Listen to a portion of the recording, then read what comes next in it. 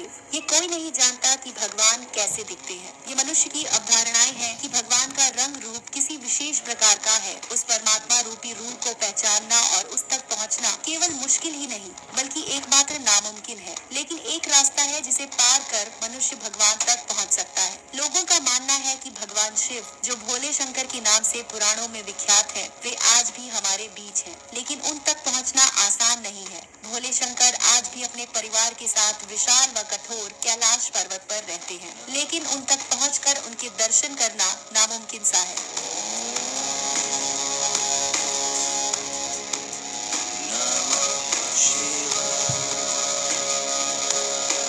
दोस्तों, पुराणों और शास्त्रों के अनुसार कैलाश पर्वत के आसपास कुछ ऐसी शक्तियां हैं जो उसके वातावरण में समाई हुई हैं।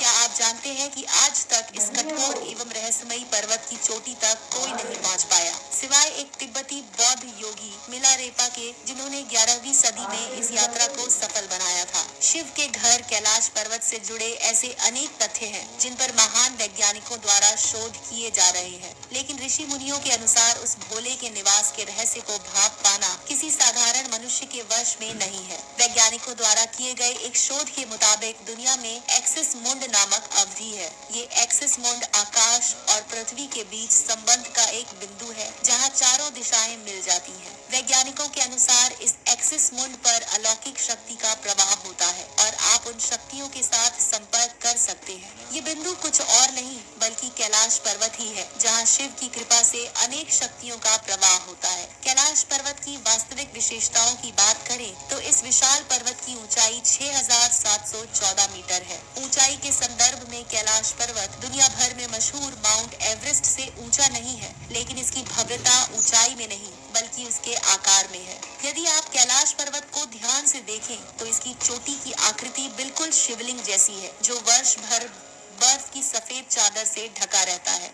दोस्तों, कैलाश पर्वत की चोटी के बाद यदि हम इसके भूभाग को देखें तो ये 4 महान नदियों से घिरा है। सिंध, ब्रह्मपुत्र, सतलुज और करनाली। ये सभी नदियां इस महान एवं पवित्र पर्वत को छूकर गुजरती हैं। नदियों के साथ साथ कैलाश पर्वत 2 सरोवरों को भी अपनी अस्मिता में बांधता है, मानसरोवर तथा राक्षस झील, ऐसे सरोवर जो दुनिया भर में अपनी विभिन्नता के लिए प्रसिद्ध हैं। ये दोनों सरोवर इस पर्वत की शान को और भी बढ़ा देते हैं। कैलाश पर्वत के बारे में तिब्बत मंदिरों के धर्म गुरु बताते हैं कि कैलाश पर्वत के चारों ओर एक अलौकिक शक्ति का प्रवाह होता है। ये शक्तियाँ कोई आम नहीं बल्कि अद्भुत है। दोस्तों, ऐसा कहा जाता है कि आज भी कुछ तपस्वी इन शक्तियों के माध्यम से आध्यात्मिक गुरुओं के साथ संपर्क करते हैं। केवल कैलाश पर्वत ही नहीं बल्कि इस पर्वत से सटे 22,028 फुट ऊंचे शिखर और उससे लगे मानसरोवर को कैलाश मानसरोवर तीर्थ कहा जाता है। यहाँ उपस्थित ऋषि बताते हैं कि कैलाश मानसरोवर उतना ही प्राचीन है जितनी प्राचीन हमारी सृष्टि है।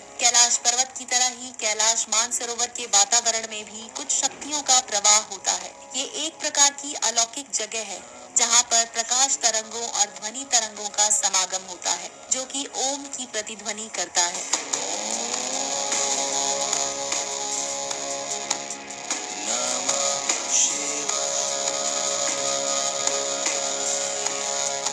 दोस्तों, ऐसा कहा जाता है कि गर्मी के दिनों में जब मानसरोवर की बर्फ पिघलती है तो एक अजब प्रकार की आवाज सुनाई देती है। स्थानीय लोगों का मानना है कि ये मृदंग की आवाज है। दोस्तों, ये भी मान्यता है कि कोई व्यक्ति मानसरोवर में एक बार डुबकी लगा ले तो वो रुद्रलोक तक पहुंच सकता है।